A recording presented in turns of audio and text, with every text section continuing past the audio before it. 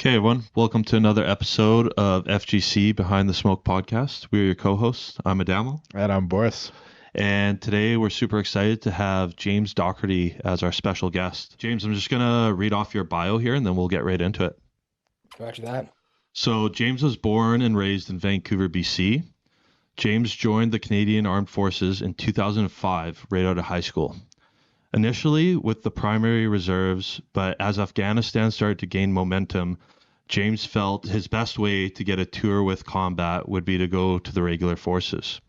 He landed with Lord Strathcona's Horse, which is the Royal Canadians, in 2007 and was deployed to Kandahar, Afghanistan in September of 2008. Upon his return in the spring of 2009, he hit a junction in his life. He wanted to do another tour of Afghanistan, but the writing was on the wall that tours were starting to slow down. On a whim, James applied to a local volunteer fire department in 2010. This action was to fill a void in his life. He was seeking a thrill and quickly fell in love with the job, and in 2011, he was released from the regular forces and returned to Vancouver, where he landed his dream job as a Vancouver firefighter. James spent 10 years on the fire floor with VFRS, mostly downtown and on the city's east side. He joined the technical rescue team and the Canadian Task Force 1, where he was given the opportunity to be a canine handler. In 2023, James was promoted to captain of recruitment and outreach and led the team for about 16 months before moving to a larger metro department, where he's now an assistant deputy chief of operations. Sorry for butchering that a bit there, James. Yeah, it's all good. You should have got Boris to do the military stuff because he would have crushed it. But yeah, Lord Strathcona's Royal Canadians or Strathconas or whatever derogatory name you want to come up with. But thanks, man. Yeah, hopefully we can flesh out some of the details as we get on. But happy to be here and thanks for your patience. And this should be a good hour. Yeah, awesome, man. Yeah, it's good to have you. For those that don't know, James and I actually go way, way back. High school. I guess we had a computer class together. I don't know, man. I can't remember that, but I do remember you. And it's funny because you were a grade younger than me, and I think we had a couple mutual friends. Yeah. We kind of lived towards the same area, like towards Blenheim Street. Yeah. So I think we kind of walk home together in high school. We never really would talk. And I remember when I got back to the regiment for my tour and I got transferred over to 6-0, which was with you and Recce Squadron. Yeah. And we're seeing you. I'm like, yo, did you go to kids? And you're like, yeah. And it was just super cool to see you, man. Like it was just kind of like heartwarming because I was away for a couple of years already from Vancouver and I was missing it. But and not a lot of kids from Kitsilano joined the military. So it was, super, super weird. And it's kind of funny how our lives have kind of like, come together every couple of years. And, we seem to meet up because, I remember reaching out to you, I think it would have been 2015. It was Mike who was living in Barcelona or something like that. And, Yeah. you were there and it's a super weird connection. And then you came back to BC and with Leon and here we are. Yeah. And then kind of followed your footsteps there with fire service and everything else. So yeah, it's cool, man. It's really good to see you and talk to you today. So, James, you got into the army like right out of high school, like a really young age, eh? Yeah, it was kind of for me. I think, as a young kid, I always wanted to be in the military. I'm sure there's some videos kicking around from my parents' collection of me dressed up as an army kid, saying I want to be an army man when I grew up. And probably about when I was,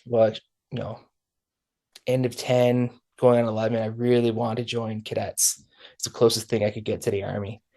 And, it was on my mind, but I couldn't join a program until I was 12. But I had a friend who I went to elementary school with, and he was in cadets. He was a year older. And I went to this cadet corps in Vancouver and they were falling apart. Attrition was bad. They basically had like, I don't know, maybe a dozen kids showing up to the cadet program. So they let me in illegally into the program and I did a cadet program and it was a lot of fun, got into some trouble, learned a lot of lessons. But it definitely was like the pathway for me joining the military because it would have been in grade 12, the recruiters came to a career fair at the community center across the street from our high school. And, I met a guy from my affiliated unit. As a cadet, you had affiliated units. So at that time, I was at the British Columbia Regiment Cadet Corps. And he pretty much got me, with like, do you like camping and hanging with the boys and having beers? A classic. And yeah, like that really was it. There's like I was like shooting fish in a barrel. So it was Ryan Stacy, and I know I, still Yeah. talk to Ryan here and there, but he like definitely saw, oh, here's one for the quota, and he usually won. So big, my parents assigned the paperwork, let me join the reserves, and I finally got in. Would have been March 2005, and that was a few months before I graduated high school. But I was on like the wind down. I did not fare well in high school at all. Hmm. Terrible student, but I was like student council president, and I was engaged, but just look back in hindsight, and public school just wasn't for me. It just didn't really engage me well enough to be committed and to push myself. And I think the military for me was a really good place because they do grant you a degree of independence and also challenge you. So it was a great move. And yeah, I joined the reserves and shipped off the basic training. I guess would have been a couple of days after high school with the reserves. So it was a bit of a watered down basic training, but nonetheless, it was as a 17-year-old kid, it was a pretty challenging summer away from home. But fell in love with the army that summer, and things were on the horizon. We're looking like Afghanistan was going to get to an actual conflict, because when I actually joined, they told me like you're never going to get to tour. You gotta be the best at everything you do to get tour. Super competitive. We're peacekeepers, all that fun stuff. And then you fast forward the clock by 9 months, and we've got one PPCLI in Kandahar getting after it, and things changed really fast. And at that point in time, it was just like, okay, I want to be a part of this. And like most young soldiers, there's a fear of missing out. So put my transfer into the Reg Force, and it took a little bit longer than I thought, because the Canadian Force is just a bureaucratic mess. Mm-hmm. And finally got to the Reg Force, had to redo some of my training, and got to the Strathconas in 2007. And tanks went over there in '06 or started to go over. Is that right? Yeah, it's '06 actually. So from my understanding and just talking to other people in the regiment, and correct me if I'm wrong, but like tanks were being decommissioned in the military, so there were no tanks. The plan was to go to 8-wheeled lab vehicles with a 105 millimeter cannon on top, similar to what the U.S. did with their Striker. But as the first 8-9 months of the Afghan conflict, it really showed that there was a place for tracked armored vehicles, and especially tracked tanks.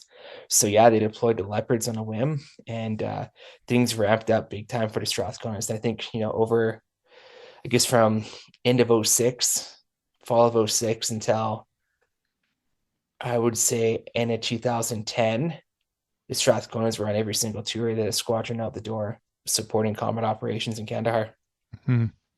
Yeah. So what was your job when you went over there? So you were riding in the tanks? Yeah, I joined as a armored crewman. So it's a bit of a weird job in the Canadian Forces, because the Armored Corps has got three different regular force regiments. You got the Strathconas out in the west in Edmonton. You got the Royal Canadian Dragoons in Petawawa, and then in Valcartier you've got the 12 RBC, which is like the French Canadian regiment. And for the most part, at least when I served, the Strathconas were the tank regiment. We had a small recce element, but we were doing Leopard tanks. We ran a fleet of Leopard 1s and Leopard 2s. So like most crewmen, you kind of, everyone starts off as a driver. So start off as a Leopard driver. And then I won the lottery, because it would have been summer of '07.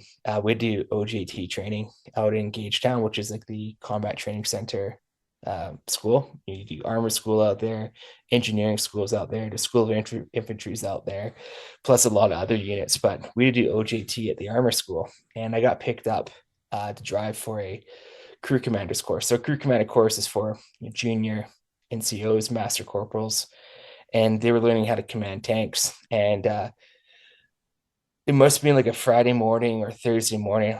I want to say Friday, the night before. Me and a few guys were out at the 2020 club in Fredericton, New Brunswick. In Boz, I don't know if you had any experience there, but it was a bit of a dive bar. But Yeah, I love that place.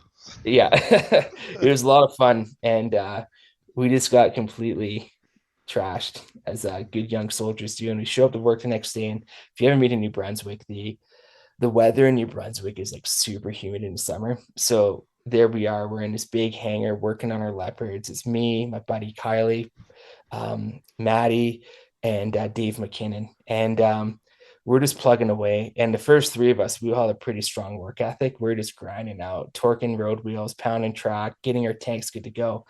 And this warrant officer comes in, and a warrant officer is like, he's kind of the old man of the troop, senior enlisted guy, runs the show, works hand in glove with a lieutenant or a junior captain, but really they're kind of calling the shots. The officer's in charge, but a warrant officer is the old man. So get this young guy who's my age now, walks up, he's got good hair, tight gray on, uniforms pressed, epaulets nice and sharp, like irons it, and that kind of stands out. And he walks up to me with his command presence. He's like, "Hi there," with a really nice voice. He's like, "I'm Warrant Officer King. What's your name?" Me nervously, I'm Trooper Docherty Warrant. No, no, what's your first name? James Warrant. Well, nice to meet you. You're going to be driving for me in this course. And that started my relationship with Kevin King. He was my troop warrant. And we drove for him for the next couple of weeks. We busted ourselves. And towards the end of the course driving, he said, "Hey, I'm getting posted to the regiment this summer, as are you. And I'm going to take you, Maddie, and Kylie overseas with me to Afghanistan. How do you feel about it?" We're like, "Oh, yeah, like, of course, this guy's good leader. He wants us on his team. How could we say no?" So fast forward a few weeks, getting closer, we're all getting posted back to the regiment. He said, "Hey, James, like, do you want to be a driver or a gunner?" And I'm like, "I want to be a gunner, right? Like, driving's fun, but getting to blow things up with a 105 millimeter cannon or 120 is like, it's unreal. There's nothing better than that in terms of height. It's really cool. I'll leave it at that.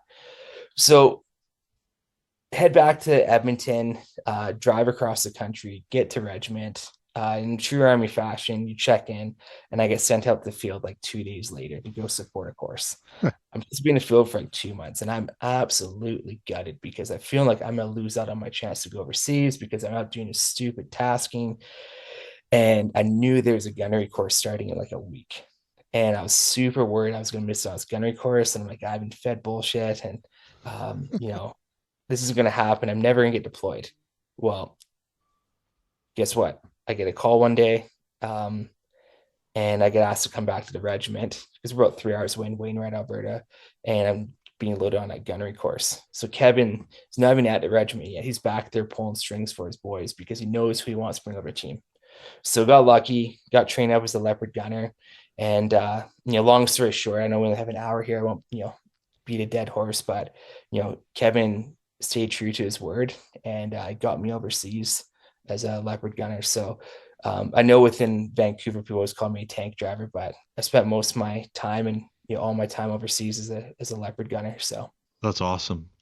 So what was it like over there? What was your like initial thought when you finally got over there? Must have been a bit nerve-wracking, I would assume. oh, for sure. I think when you're 20, he's 20, just turning 21. It was definitely like it was a real deal. The week leading up to went over, there's a couple of casualties. I think our first or second day in theater before we even deployed forward to the forward operation bases, we're dealing with ramp ceremonies of Canadian soldiers. So like things were legit. And I don't want to say it. I was like, yeah, everything's gonna be fine. But I remember even before I got out to the forward operations base, I'm sitting in a bunk bed in a C-can kind of apartment in Kandahar Airfield, and I couldn't sleep, and I'm just like envisioning a rocket coming through the C-can and destroying my world. And I was like, yeah, I thought to myself, like, I can't live in fear this way. I just have to accept that I'm already dead and just function, as a walking dead. And if I get through this, it's going to be a win. So full disclosure, don't do that. It's a total toxic thing to do, but it works really well when you're overseas. But it took a couple of years for me to kind of get over that mentality, especially as a young person. Like I never thought there'd be a tomorrow. It's always just matters for today. So that was kind of how I felt. There were once I kind of accepted my fate as that like life was over as it is, and I'm a walking dead. And I don't mean to sound sensational. It made my world very simple. And in turn, when I was overseas, it made life clear. Like it was just like I had nothing to lose. Really weird feeling to have that, but it's definitely a really good coping technique. Toxic though. Do you think being over there at such a young age and experiencing that gave you like a brighter perspective of life? In what sense? and just like appreciation for what you have, and your friends and that kind of stuff. Like just knowing that you could be in a position where something could potentially take your life, just appreciating every day as you I went. don't know. I don't know, to be honest. It's been, well, we're at 2025 now, so it's been, well, 17 years almost. So like, I don't know. This is kind of life I know. Almost half my life has been post-war. So yeah, there's definitely days when I do, appreciate what I have in life. And there's some reflection of, people who I knew overseas. But I think that anyone should have that mentality. You just never know. And I think as firefighters too, we see, life and death all the time, and change. And just the other day, I'm away in Fernie snowboarding, and we're staying at a friend's place, and their neighbors has terminal bone cancer. And the night before, he was having a great day, and the doctor cautioned them that eventually the cancer would spread to their body and paralyze him. And next morning, he's paralyzed. So like, life is very unpredictable. And yeah, I think overall you just have to make sure you take what you have and don't take it for granted. Yeah, absolutely. Yeah. So you come back from Afghanistan, and kind of on a whim there, you just decided to apply for a volunteer fire department. What was your thought process with that? You said you were kind of trying to fill a void in your life. Yeah, it's weird kind of thing. So when I came back from Afghan, I was like 147 pounds. I was super skinny and scrawny, and I'm about 220 pounds now, just under 6 feet. And I came back, I was 147 pounds. I had a couple weeks off between, getting home and going back to the regiment. So I'm like, yeah, I got to get a personal trainer or something like that, because I got to get back in shape and put some weight on. So I booked a trainer down the road from where I was living, and we're like stretching out after session. And I see a Edmonton fire truck go by, and I'm like, dang, that'd be a really cool job to do. And I don't have any friends or family in the fire service. Very, very foreign to my world.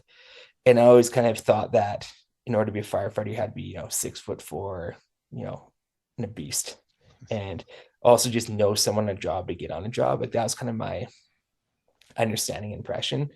And she's like, "Oh no, no, like you could definitely do it. Like you're good for it. You should try." I'm like, "No, no, no." So I played it down, and probably within a couple of weeks, I went out to West Edmonton Mall. There used to be an old Chapters Indigo there, and I picked up this book, like How to Become a Canadian Firefighter. And I picked this book up and like read it cover to cover. And if you know me, like I can be a pretty literal person, and I'm quite attentive to detail. So I like scanned this book, studied it, digested it. And fast forward a few months, I moved just out of town to Edmonton, to a small town called Morinville. And I was looking for a hobby. I was looking for something to do. So I showed up one night, looked on their website. It's probably like an old GoDaddy website from 2004. So it's pretty low tech, and like training night's Tuesday night. So I showed up for training night in a suit and tie. And it was my suit that I graduated high school in, because I didn't own any other suit. And I dropped off my resume, and this guy answers the door. And I still talk to Josh here and there. He's up on a job in Edmonton, and he's my age. And here's this kid who no one knows dropping off a resume. And the thing about Morinville is quite a small town, maybe about 5 or 6 thousand people. And the fire department is really made up like the founding families, it seemed like, and everyone kind of knew each other, or was a cousin, or whatever. So like I was definitely an outlier. But this group took me in, and they interviewed me, and I remember asking me one question. And the only reason I'm saying this is just to demonstrate how ignorant I was to the fire service. One of the questions was like, "Hey, if your captain gives you a chainsaw and tells you to go up on a roof to cut a vent hole, would you do it?" And I had no idea that was like vertical ventilation was a thing. So I responded, I'm like, "Yeah, I've trusted judgment and experience of my officer, and and go with it." I understand, I had no idea about like anything the fire service had to do. So they put me through my interview, put me through my physical, and they hired me, put me on probation for 6 months. And it was it was nerve wracking, because like you go through probation there, and in your last night of probation, you go out to the truck bay, and everyone just cuts you apart, and they vote you either in or they vote you out. And I knew, I was like, I walked in there, and I just had like such low confidence. I'm like, there's no way they're going to take me in. There's no way to take me in.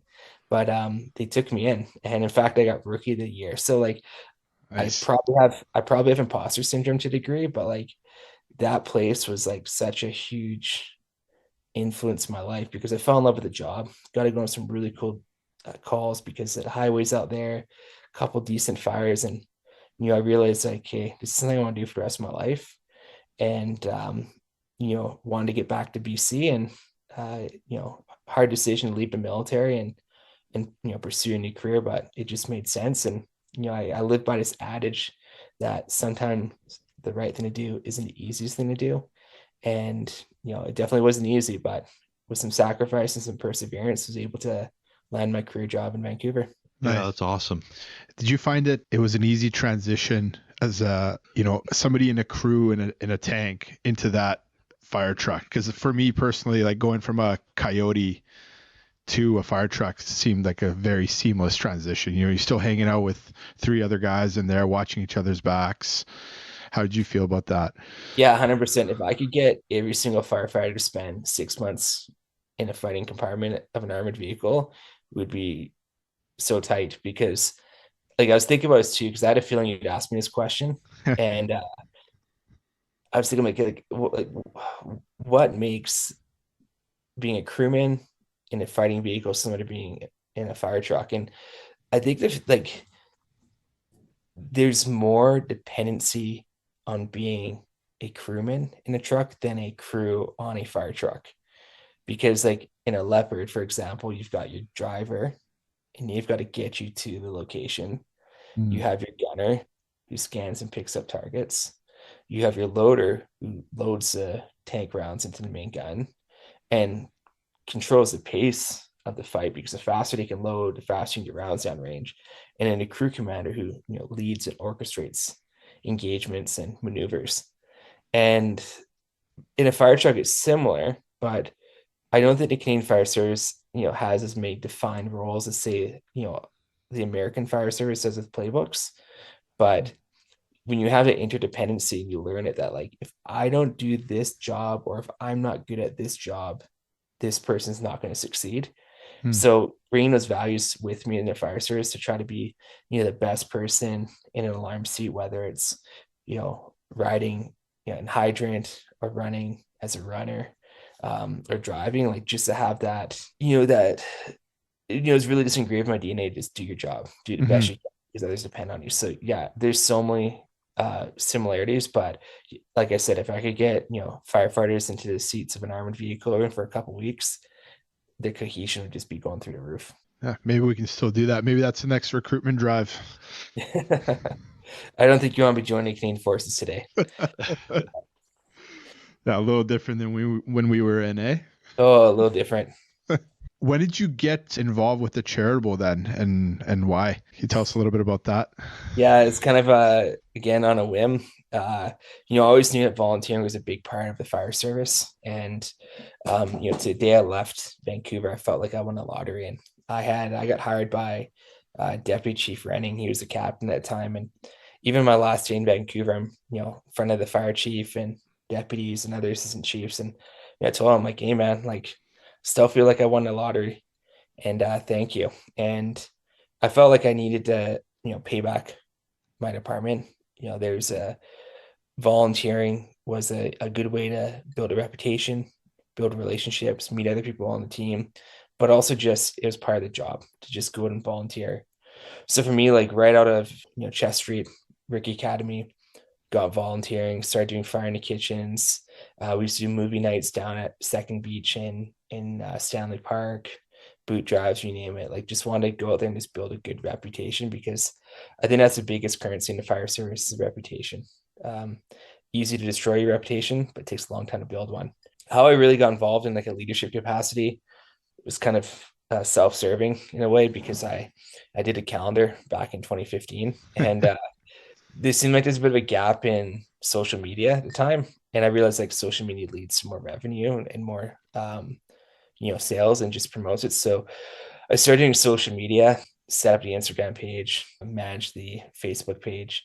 That year concluded, kind of helped down the background stuff. And then I moved on and I got asked to kind of support the calendar as a coordinator and just, do my best to make sure that, people are meeting timings, blah, blah, blah, and all that fun stuff. But eventually took over the calendars a couple of years as the lead coordinator, ran it, and uh, I kind of got to a junction in my life with the charity. I was getting a little bit tired and almost frustrated. I don't even know why I was frustrated, but I was also like back, re-registered for going to university. So I was taking courses, you know, my days off, getting up early in the fire hall, going out to coffee tables, studying. Just like I had a lot on my plate. And then I was working downtown at 7, so busy fire station. And then I knew my time at 7 was coming to an end, and I took a transfer down to 2. And that's what I was really kind of thinking about, getting away from the charity. I'm like, hey, I've done, 4 or 5 years of, I'm like 4 years of good commitments. Time for me to move on. Um, but there were some leadership challenges at the charity and at that time, and there's no one really steering the ship. So an opportunity arose, and there's a couple names being bounced around to take over Vancouver Firefighter Charities as ED, and I didn't really feel that they were the best options. Um, so I'm trying to say it tactfully and nice, but just a lot of things going on, and Mm-hmm. I felt that I could do a good job. So I put my name forward, and in January 2019, I got picked up to be the executive director, and I had no idea what I was doing as executive director. I had to sit down and Google like what does an executive director do, and that started my tenure. Did 5.5 years as the executive director of Vancouver Fire Charities, and then I did 4 years as a director on the BC Professional Firefighters Burn Fund. So got to learn a lot about business, got to learn a lot about charities. Definitely one of the highlights of my career. We were able to do a lot of good work, raise a couple $1 million for the community, grow our programs, had a unreal team working, next to me. And, you know, I was just lucky to have the right people and the right formula to be successful. Like, you can try to do everything yourself, but you can't have a successful organization. You have to delegate, you have to trust people, and you have to understand that people are going to do things in a different way that you are. So I think through that mentality, we had some great people, just great ideas, getting things done. I look at one of the proudest moments of my career would be the early days of the pandemic. We were, Brandon Kay.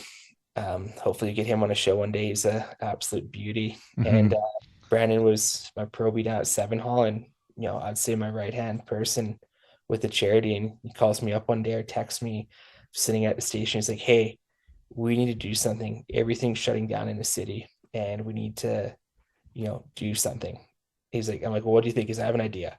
He's like, "All the restaurants are shutting down. Let's go get all their perishable food and let's give it out to the community." So the next day, Brandon and I are going out, executing his plan, picking up food from like High Steakhouse and all these, beauty restaurants in Vancouver. We got potatoes, lettuce. We're filling the van up, and we're trying to find toilet paper and soap and stuff like that. And we have no idea what's going on with the pandemic. Things are shut down. Downtown's dead.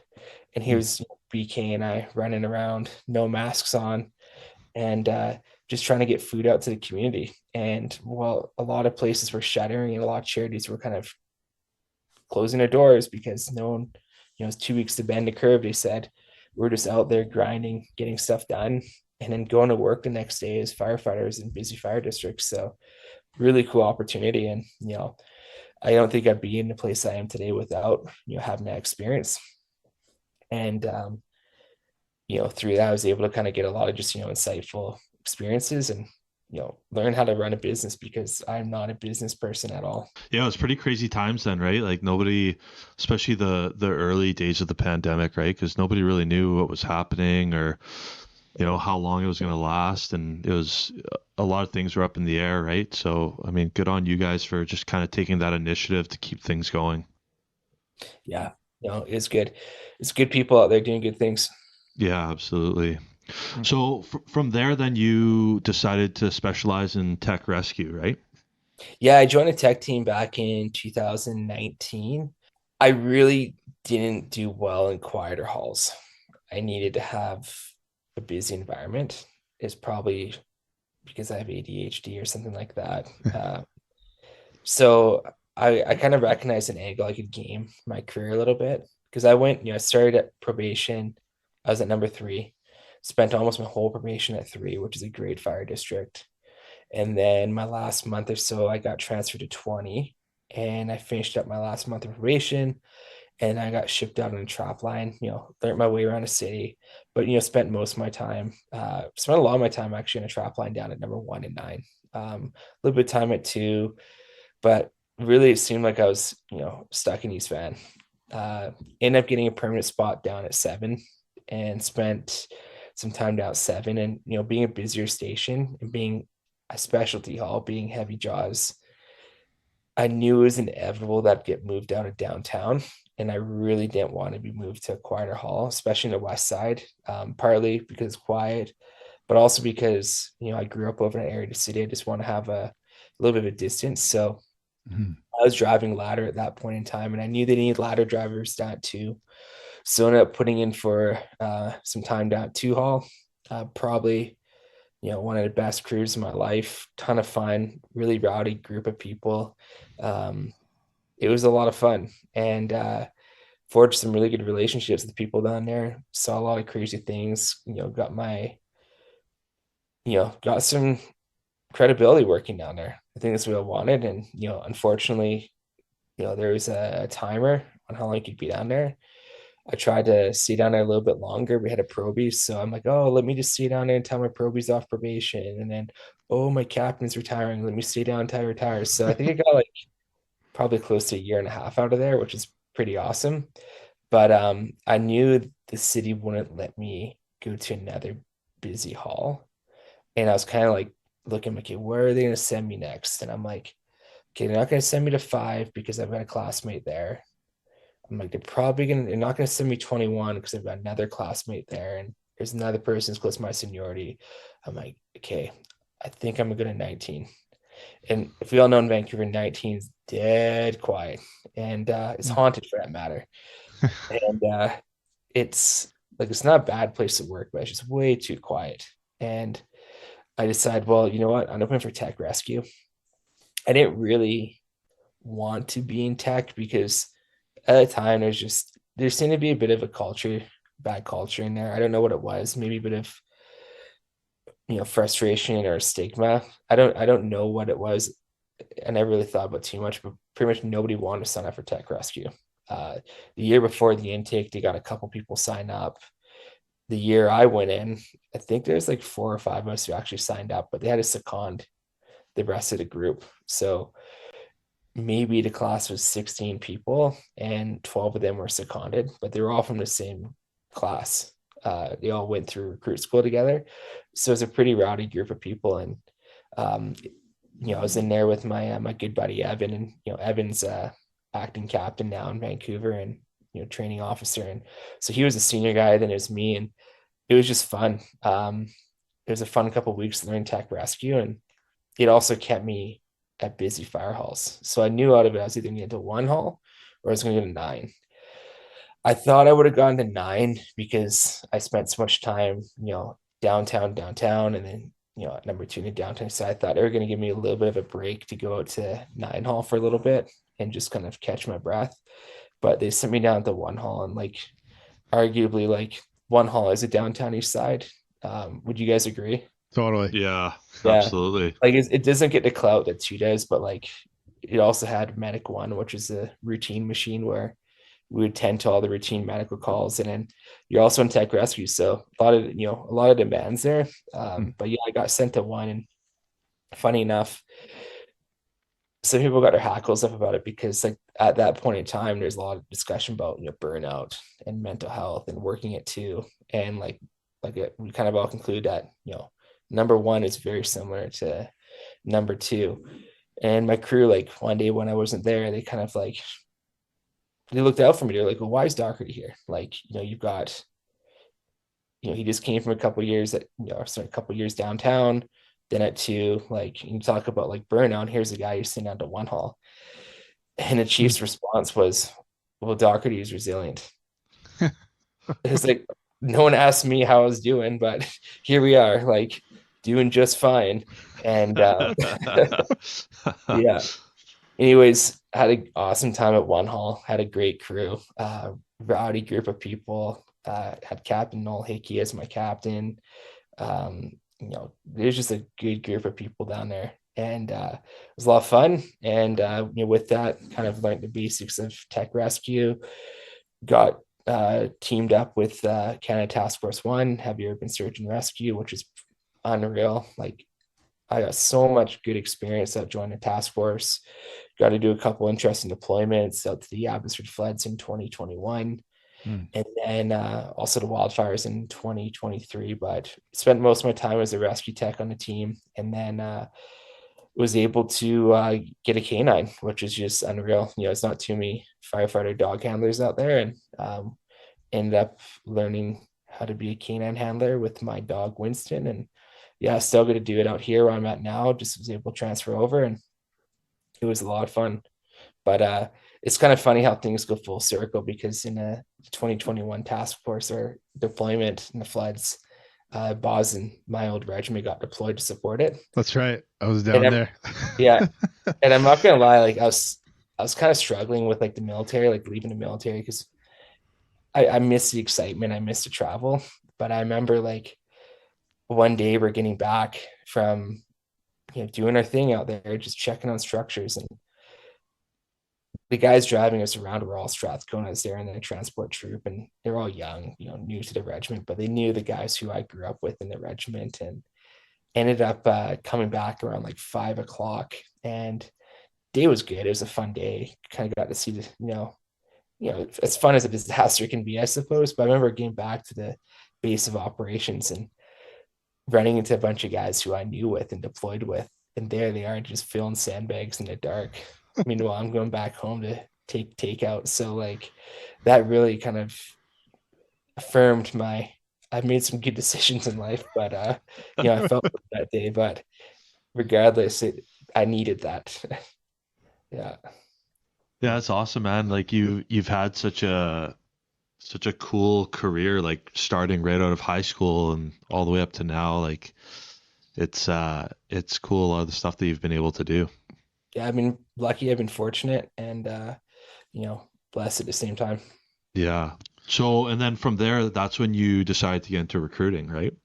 Yeah, kind of that's luck kind of ran out. I was working at Nine Hall, ended up it was just around Halloween in 2022. Ended up getting dispatched to a smoke machine call on Halloween Saturday, and we were about 2 blocks out of the hall, and I was riding in the back seat in the hydrant, and we got T-boned by a driver, and I got pretty concussed from that incident. I was off for about 6 months, and yeah, it was a nasty concussion. And as I was kind of nearing the end of my return to work with all the people looking after me, I kind of realized that I needed I needed a change of pace. I wasn't really feeling 100% healthy yet to be back in suppression.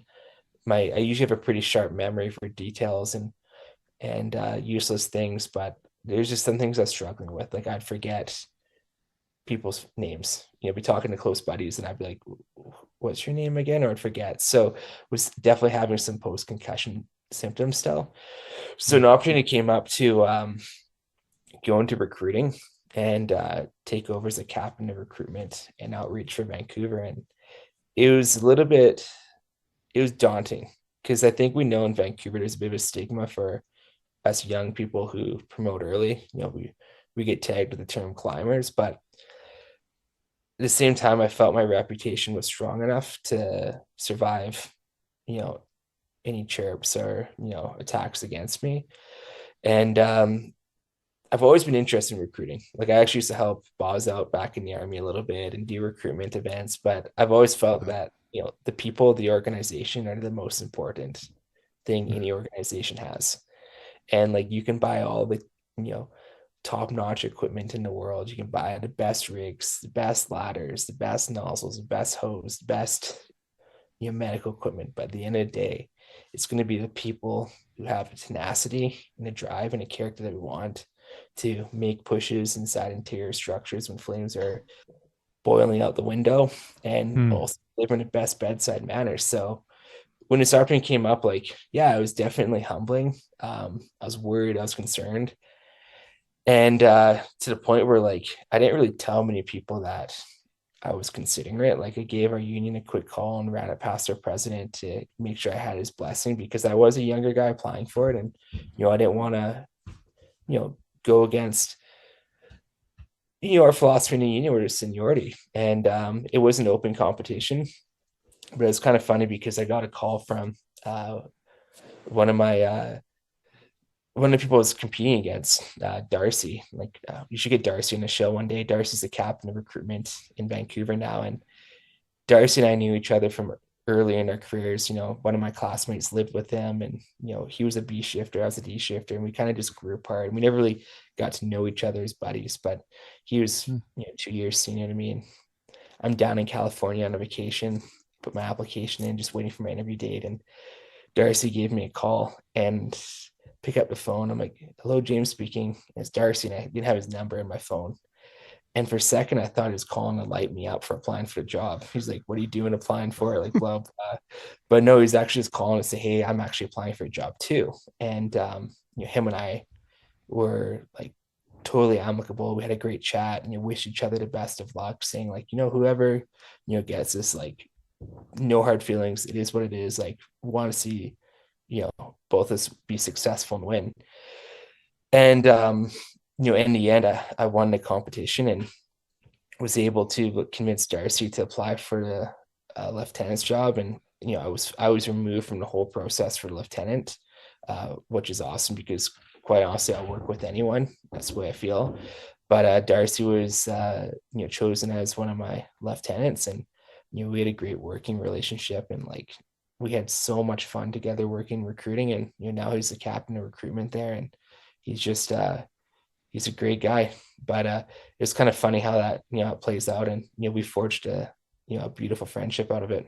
So, if you don't mind, we kind of want to talk about a couple of recruitment topics. So, for you and your time there, when you had applicants apply, what were some things that kind of like on resumes that would stick out to you? Negative or positive, whatever you want to share with us. I think I'll kind of answer this a little bit in an abstract way, if you don't mind, because I don't think it's really like say it black and white. But you look at the fire service, and like a lot of fire services, they want you to have specific hard skills, whether it's your 1001, your EMA license here in BC, whether it's first responder or EMR, your class 3. But what people kind of neglect is on their application, they actually don't invest time into the prep work, and they don't invest time into getting their resume polished up. And what I would ever go through these applications, because we would just get swamped by applications. Like, there's an application and then there's a resume, and like both of them are super valuable. Even cover letters. Some people say, "Oh, cover letters are antiquated," but honestly, I loved cover letters because it kind of would give a person an opportunity to be creative and tell a story and capture your attention. And the reality is that, like, you look at the fire service, like, there's thousands of applications a year going to specific fire services. And, one thing people want to do is that, like, details matter. You should be reviewing your resume over and over and over and over to make sure that you have all the details. We want the best. We want people who are going to be motivated and have an eye for discrepancies and just prove you're the beater. It's super easy to proofread your resume, super easy to double check that your I's are dotted and T's are crossed. I would see horrible things like someone would have on their resume objective to join some other fire department than Vancouver. Like, they wouldn't even like proofread their cover letter or resume. And you're like, really? Like, I get it. It's cool. You can apply for other departments. But how bad do you want to be here? But I think with any application and resume, you want to make sure that you can stand out a little bit, because like the fire service attracts a lot of traditional applicants, a lot of applicants from the trades, a lot of applicants from the service industry now, a lot of athletes. But it seems to be that, we want to have diversity on this job. We can't just go out and hire, 20 Red Seal electricians, right? We need to hire people for character, and that's what we're looking for. So in your resume application, you got to find a way to outline and demonstrate your character, because that's what we want. We're not hiring electricians to be firefighters. We're hiring good people with the potential to be good firefighters. And the character really has to come out in the resume and the application. And how you demonstrate that, that's going to be up to you. But I would say, if anything, like details, and try to illustrate the character that you have. Mm-hmm. Those are some really good points. What would you say to people going into the panel interview as a recruit? For the panel interview, I'd say just be authentic, genuine. I know the two of you guys do a fantastic job with coaching and getting people going, but sometimes it can be like misinterpreted what coaching is. Mm-hmm. And we don't want people going in and coming in there with a chat GPT script. We want people to be authentic. I would always remind my panels that we're not interviewing for the next fire chief. We might have a fire chief in the room, but we're not interviewing explicitly for that. We're looking to hire entry-level firefighters. So, of course, we want people who are articulate and can speak well and speak with confidence, because at the end of the day, I believe that interpersonal skills are essential for the fire service. Your ability to speak to strangers is important. When you come in for your interview, it's 9 o'clock in the morning, you've had your coffee, you had a good night's sleep, and you're stumbling your words and nervous. How are you going to perform at 3 o'clock in the morning when it's your 10th call, when the public expects you to be the best you can be? Because at the end of the day, like, nobody wants to be calling 911.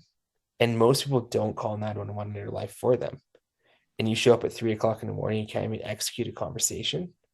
You're not equipped to be in a fire service. So, if you have a phobia or a fear, we need to get over that. You need to be a good speaker. Mm-hmm. And I think that's where, there's a lot of value in doing prep work and doing coaching and coming there authentic and genuine, because you have to think on your toes. You have to be critical. You have to critically think.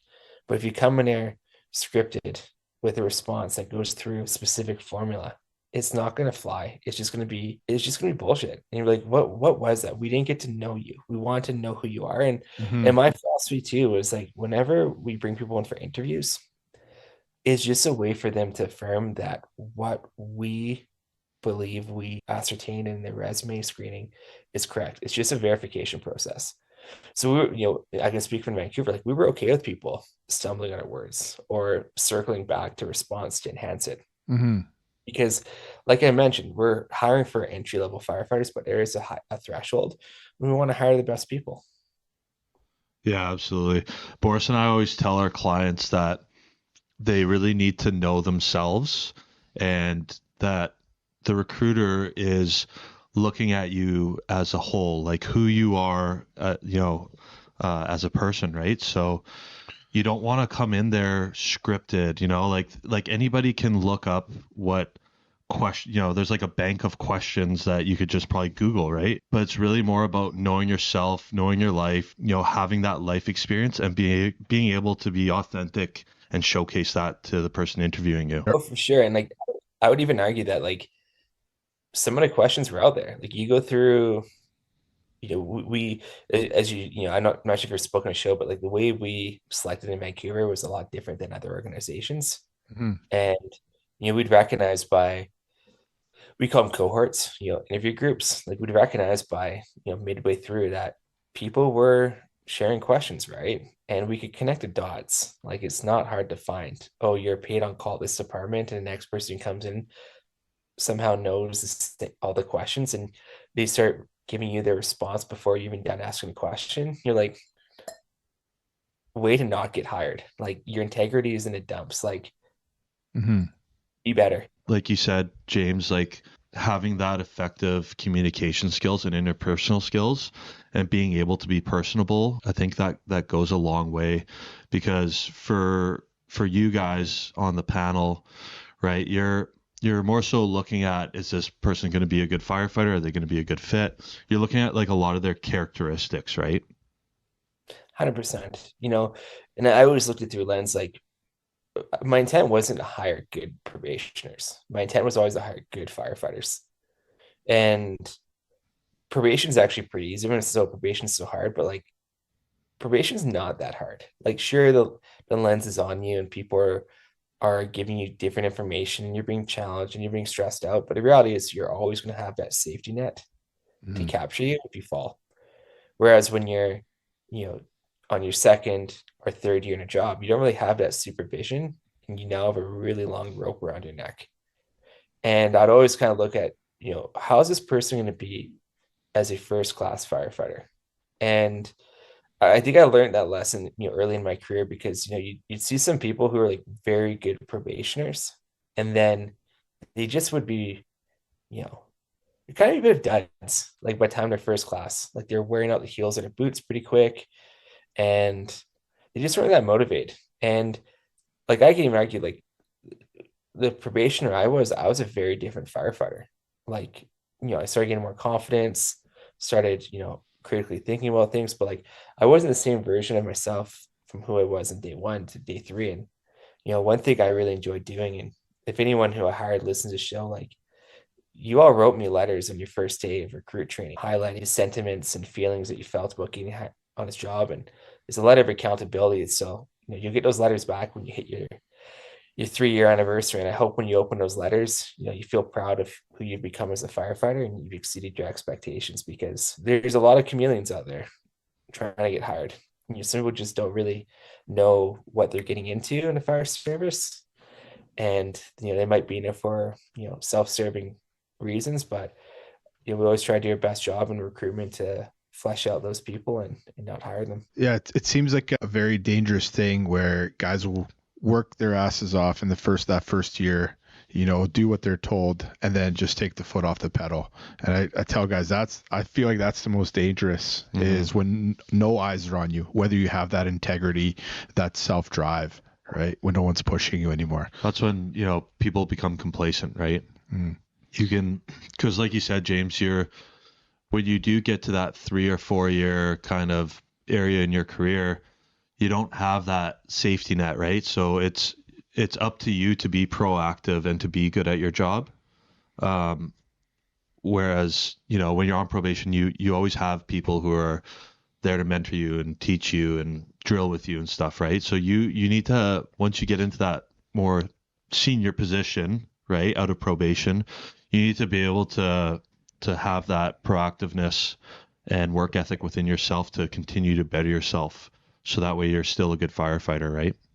100%. It's also dangerous too. Like, I remember there's an article that came out years ago and it was called The Curse of the Brown Belt. And I'm not a martial arts person, but like apparently if you're a brown belt, you're pretty good at your craft. But then when you go up against a black belt, they're just going to dominate you and you're going to get humbled. And that's almost kind of like what is this, as a junior firefighter out there with, 3, 4, 5 years in the job, you got some reps behind you, you're getting a little bit cocky, you got some swagger, you're maybe a little bit of a salty dog, and then you just get totally humbled.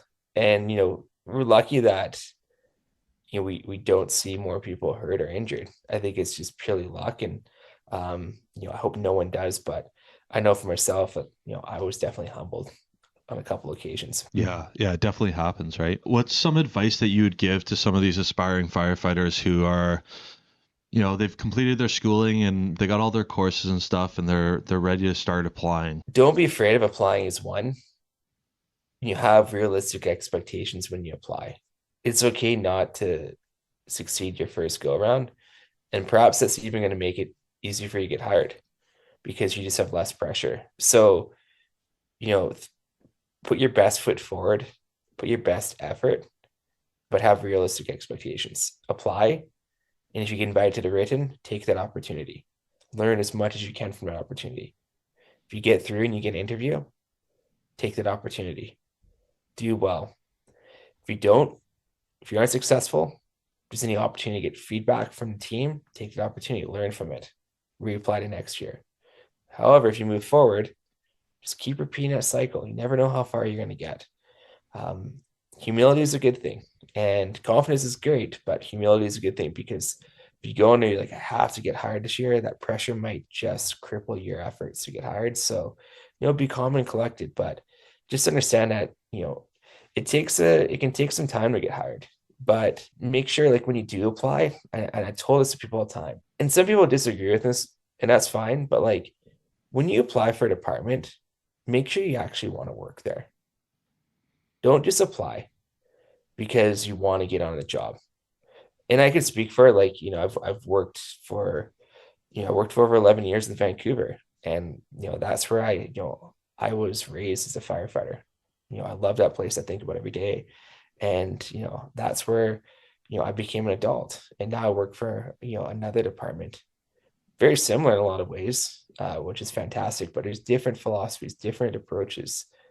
And, if you look in the Lower Mainland where, I'm going to assume that, perhaps a lot of your listeners and viewers come from, but, hopefully this is going global for you guys. And It's in the name. yeah, like just do your research. Make sure you know where you're going to apply. Like I always tell people, like it was interesting in recruiting because like we don't do a good job in recruiting in the fire service. We do selection. We don't recruit. Mm-hmm. And it seems like we have like I don't know, the fire service always has this kind of like weird kind of like attraction to the military. Like we always say, okay, our rookie school, it has to be the military. We're going to break people down, but we don't know how to build them back up. Mm-hmm. And then we look at recruiting and we think we got to be the sleazy Marine Corps recruiter with a quota. And like, we have to get people in, we have to get people in. But we never tell people about the job. We never tell people about the culture. It's kind of like this hidden little secret. And we don't tell people about the bad of the job. And I was having a conversation today with some people and we look at the job and like firefighting isn't actually that great of a job. Like, let's just be honest here. Like when you look at it objectively, like, okay, you deal with a lot of traumatic things. Mm-hmm. You see a lot of things that will haunt you till the day you die. You'll have friends who will get injured. Like I heard from one person, there's a 100% casualty rate in the fire service. And that's definitely debatable. When you kind of look around, like of the three of us, like who's being hurt on the job here? Who's being hurt? Yeah. Yeah, absolutely. Dan, we've been hurt. I've been hurt. So, okay, there's 100% right there, right? I'm sure there's some mental scars there too. So there's a huge casualty rate in the fire service. And you're working night shifts, you're working holidays, you're working weekends. It doesn't sound that great. Like I've got friends who work in private industry and business and like they're rocking life. They're doing just fine. But what makes a job is the culture and the connection and the community outside of the instance we go to, the coffee table banter, the going to retirement dinners, the going for breakfast after a shift, and perhaps even having a couple rockets in the parking lot. Like that's what makes the job good. But not every fire department offers that. There's very different fire services. Mm-hmm. I'm lucky. I've worked for 2 traditional fire departments. There's some nuances, where I'm at now, like no one calls it on. You got to get water up the cupboard yourself. The table's not set, but like, it's kind of like, it's a little weird. But I talked to another buddy who went to a different department and they brown bag sandwiches for lunch. Yeah. Like, so, and not that a job should be focused around the kitchen, because that might be the right thing for someone. I like, I want to eat a clean diet. I don't want to eat, sausage penne every second day. So like that might be right for some people, but not right for everyone. So like, I guess, where I'm going with is that like, do your homework, make sure you know where you actually want to work. If you want to work for Vancouver, make sure are you cool with being busy? Are you cool with commuting, an hour into the city for shift? That's where your vehicle, that's time that you can't get back. That's money out of your jeans.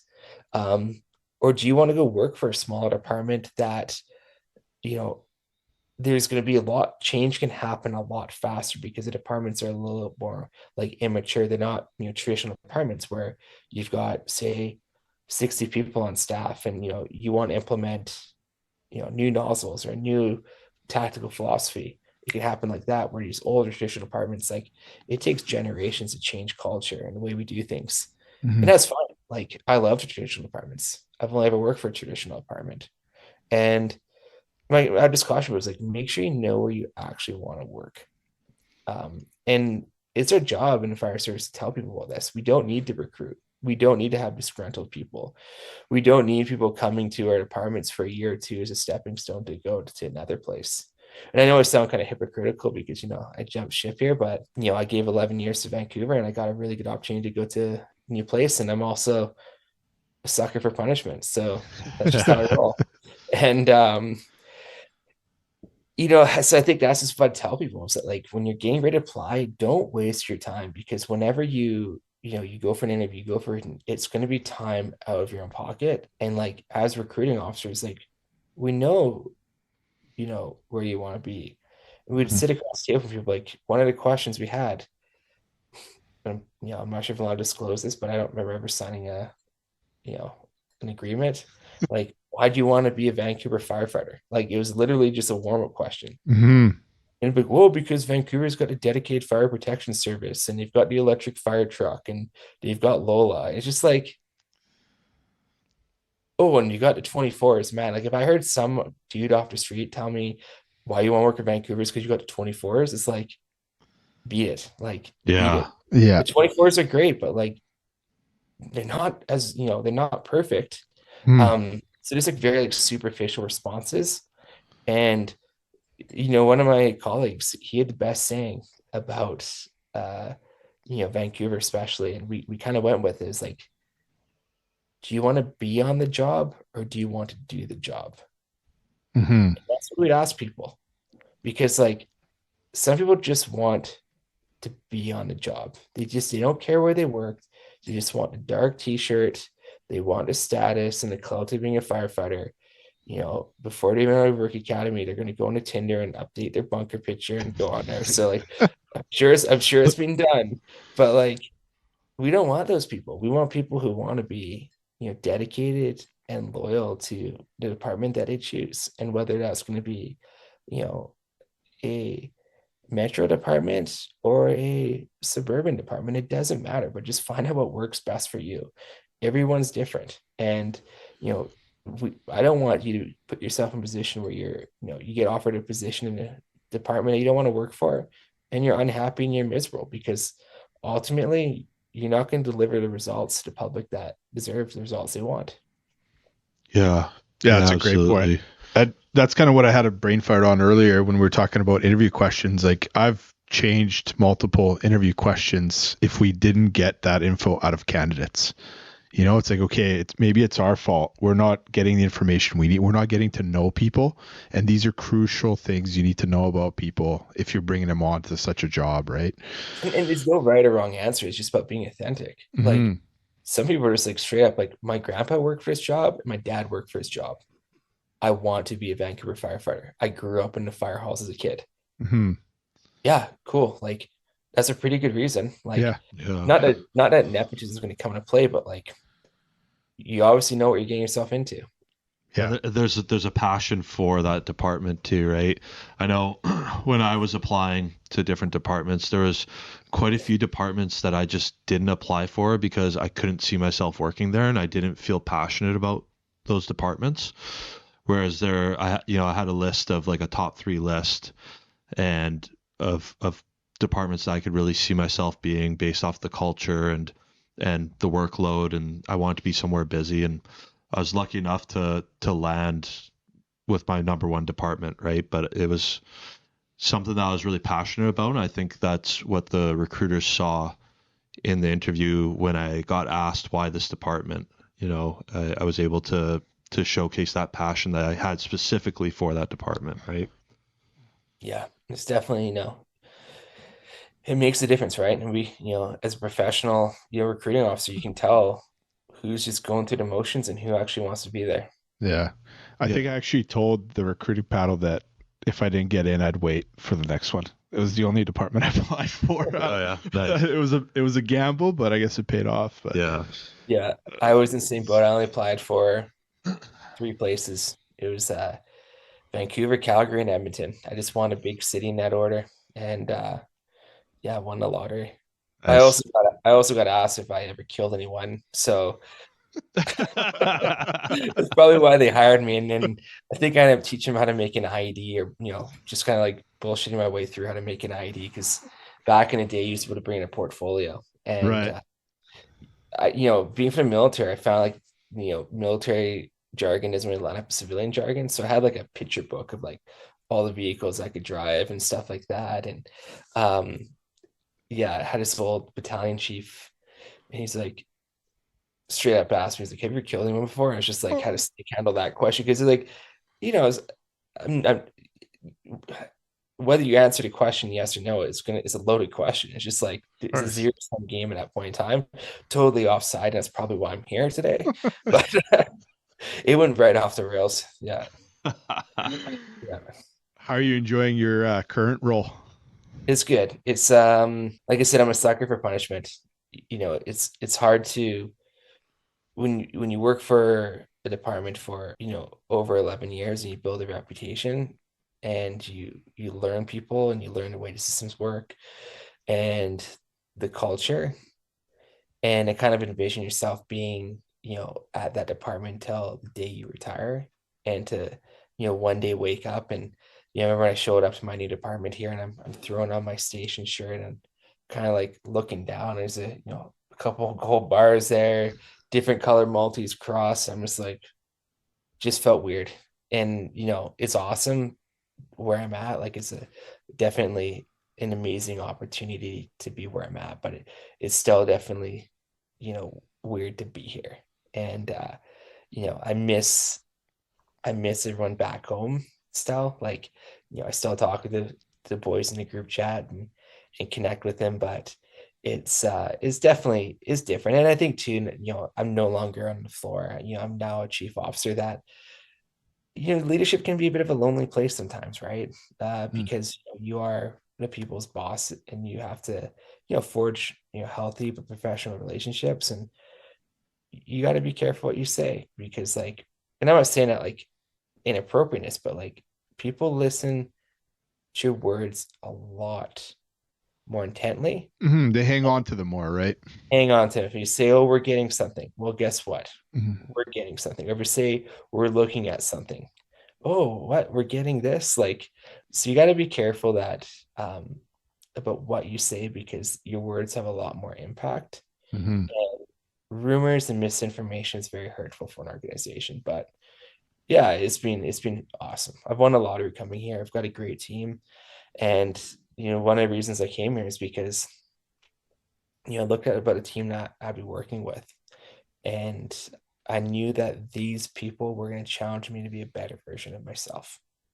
And definitely, I've seen that they've made me better. They've made me a better person, a better firefighter, and a better leader because I've been able to learn from different people and people who hold me accountable every day. Yeah, we're super pumped for you, man. It's great to see everything that you've accomplished, and we definitely feel that everything you've done in your career, you've been the right person for the job. So That means a lot, they're lucky to have you, Doc. So it's good, man. yeah, We'll see. We'll see. Big loss, but I might be planning to be a recruit back in Vancouver before you know it. Like, I hope I just crushed the interview though. Like, absolutely crush it. Like, yeah. I bet you the questions are still the same questions that I wrote. I think if I can spend the rest of my career out here, that's where I plan to be. awesome. Right on, man. Yeah. Thanks for coming on today too and taking the time out of your schedule. I know you're super busy over there, so My pleasure. Yeah, Dom and I are stoked that you could make it. Yeah, it means a lot to us, man. We really appreciate it. We know, like Boris said, you're a busy guy and you got a lot going on, and the fact that you were able to make some time for us to have this chat really means a lot. No, anytime for the brothers. So happy to be here. It's my first podcast, so thanks for Nice. having me. Hopefully I don't sound like an idiot when you guys publish it. And That'll be on us. Don't worry. We'll sound that way. Oh, I think sure. Francesco will buff you up here. So we have just created our Patreon program and it's online. We'll put a link in the description of this episode. It's got all our freebies on there. So it's got resume templates, the interview checklist, the competitive edge checklist. Yeah, competitive edge checklist. And we're also going to be diving into more in-depth interview episodes and hiring process stuff. And we're going to be posting it on there. It really does help us out because then we're able to pay Francesco for producing this podcast. If it wasn't for him, we'd be hooped. You guys missed the part where we were just trying to turn this microphone on before this episode. Yeah. Yeah, exactly. Yeah, we wouldn't be anywhere without him. So we'd like to start paying him a lot more. And it's also going to be a way for us to just upgrade to better audio equipment, better cameras, better lighting, and all that kind of stuff to bring you guys a better experience with this podcast. Yeah, and that was your idea actually, Dan, with the whole going over every interview question kind of in depth and really getting into the interview panel stuff. Yeah, we'll be going into that in really great detail, really breaking apart the questions and just talking about like what they're actually asking in these questions, right? And yeah, it's going to be good. It's going to be a lot of info, a lot of really, really good info. And if it's not, let us know. We also have a chat group in there as well on Patreon. That's right. So if there's, guests you want us to see, bring on, or if there's questions you want us to ask or talk about on the podcast, you're more than welcome to ask us on there. Yeah, for sure. And like when it comes to those behavioral / situational type questions, we can break down a question and talk about it for probably half an hour. Yeah. Right. Just one question. Easily. So there's going to be a lot of really good info on that. And like we said, it's going to really help support the podcast so we can upgrade better equipment and also keep Francesco around so that way there is a podcast. Chaining him down to the table would be too cruel. Yeah. Right on. Awesome. Well, I think I'll be off to Joe Rogan or Jocko next, right? Yeah, that's right. Baby steps.